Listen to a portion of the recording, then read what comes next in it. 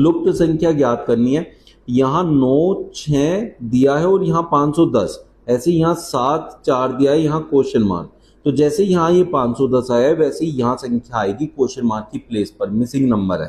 तो आप ये देखो 9 एक छोटी सी संख्या है, 6 भी छोटी संख्या, 510 एक बहुत बड़ी सी संख्या है।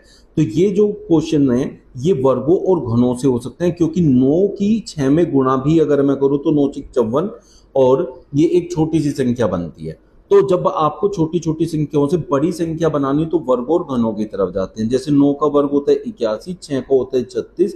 अगर मैं इन दोनों को जोड़ूं तो ये भी बहुत छोटी सी संख्या बनी, तो वर्गों से भी नहीं आएगा, छोटी रह गई वर्गों से, तो हम जाएंगे घनों की तरफ।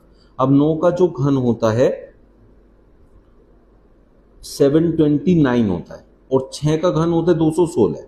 अब हमें क्या चाहिए भैया, हमें चाहिए 510। अब 729, 9 का घन ही इस संख्या से बड़ा हो गया और 6 का घन जो है 216 हो गया। तो जब इससे बड़ा आपका पहली संख्या का घन आ गया तो इसका मतलब अब हमें माइनस करके आंसर लाना पड़ेगा, तो हम माइनस कर देंगे। 9 6 3 2 1 1 और 7 2 5, 513। अब 513 आया है लेकिन यहाँ 510 है, तो इसका मतलब हमें क्या करना है, पहली संख्या के घन में से दूसरी संख्या को माइनस करके जो आएगा उसमें से फिर -3 करना है। इसमें से -3 करूँ तो 510 बन जाएगा। तो यही चीज हमारी क्या अगले वाले में अप्लाई हो रही है। अगर अगले में अप्लाई होगी तो ही हम अपना आंसर फाइंड करने के लिए यूज करेंगे, अन्यथा नहीं करेंगे।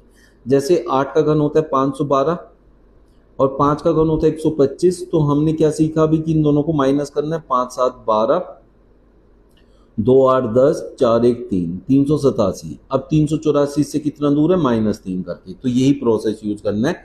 तो हम यहाँ 7 का घन करेंगे। 7 का घन होता है 343, इसमें से माइनस करेंगे 4 का घन, 4 चौक 16 चौके 64 और 3 और माइनस कर देंगे। ठीक है, तो 4 9 13, यहाँ आया 6 7 13, 279। इसमें से 3 माइनस करना है तो 276 आपका आंसर हो जाएगा। उम्मीद करता हूँ अच्छे से क्लियर हुआ होगा। ऑप्शन ए आपका करेक्ट आंसर।